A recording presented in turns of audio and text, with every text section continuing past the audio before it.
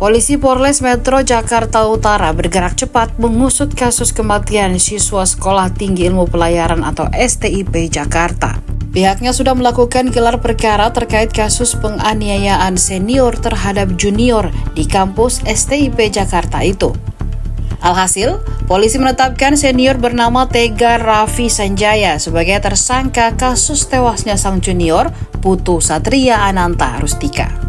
Awalnya sok jago memukul junior di ulu hati hingga tewas, kini terancam hukuman berat. Kapolres Metro Jakarta Utara, Kombes Pol Gideon Arif Setiawan, dalam keterangan pers pada Sabtu 4 Mei 2024 mengatakan, ada sinkronisasi keterangan saksi.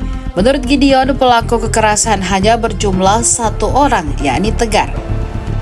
Singkatnya bahwa dari 36 yang kami lakukan pemeriksaan, telah kami lakukan pemeriksaan untuk mengerucut pada peristiwa pidana dan siapa tersangkanya, maka kami menyimpulkan tersangka tunggal di dalam proses atau peristiwa pidana ini, yaitu saudara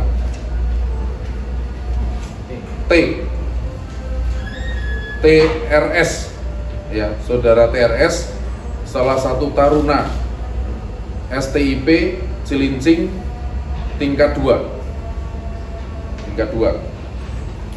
Lalu korbannya sudah rekan-rekan ketahui, yaitu atas nama Putu Satria Ananta Rustika, taruna STIP tingkat 1. Adapun saat kejadian, Tegar bersama teman-temannya mengumpulkan korban dan beberapa junior lain di toilet. Pengumpulan itu dilakukan lantaran para junior dianggap melakukan kesalahan, yakni memakai seragam olahraga saat masuk kelas.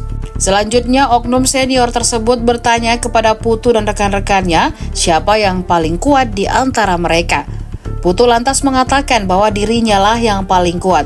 Hal ini dilakukannya lantaran ia merupakan ketua kelompok dan merasa bertanggung jawab atas rekan-rekannya. Tersangka lantas memukul korban di dekat ulu hati yang kemudian membuat Putu tidak sadarkan diri.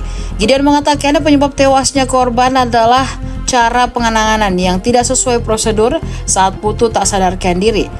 Saat itu pelaku berusaha untuk menarik lidah korban, namun tindakan itu justru menyumbat jalan nafas Putu. Hal inilah yang menyebabkan korban meninggal dunia. Polisi menerapkan Pasal 338 JO 351 ayat 3 KUHP tentang pembunuhan dengan ancaman hukuman 15 tahun penjara. Saat ini jenazah sudah dikembalikan ke pihak keluarga setelah dilakukan otopsi.